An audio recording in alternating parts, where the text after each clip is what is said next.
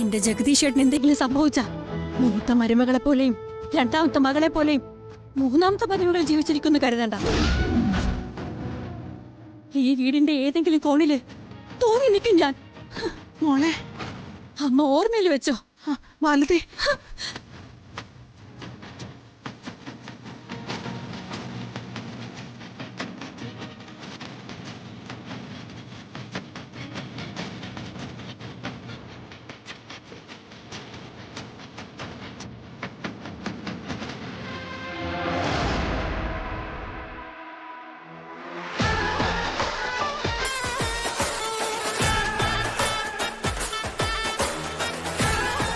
ഞാൻ പറഞ്ഞതിന് സർ മറുപടിയൊന്നും പറഞ്ഞില്ല.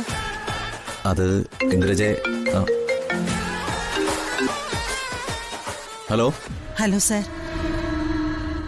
ഞാൻ ചെമ്പകമംഗലത്തെ രാജലക്ഷ്മിയാ. മനസ്സിലായി. എന്താ കാര്യം? സാർ, ഞാനൊരു സഹായം ചോദിച്ചു വിളിച്ചതാ. എന്ത് സഹായം?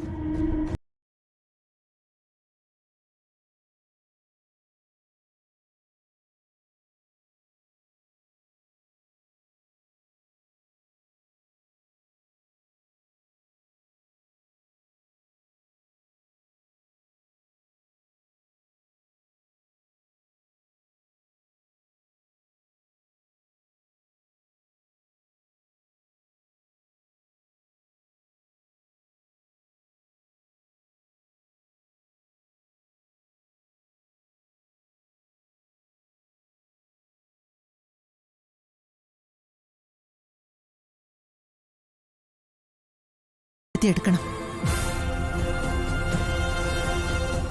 ഞാനിപ്പോ അല്പ തിരക്കില. കുറച്ചു കഴിഞ്ഞ് ഞാൻ അങ്ങോട്ട് വിളിക്കാം. ഹലോ ഹലോ, ഞാൻ നിന്നോട് പറഞ്ഞതല്ലേ അയാൾ നമ്മളെ സഹായിക്കില്ലെന്ന്. തിരക്കാണെന്ന് പറഞ്ഞ അയാൾ ഫോൺ കട്ട് ചെയ്തു.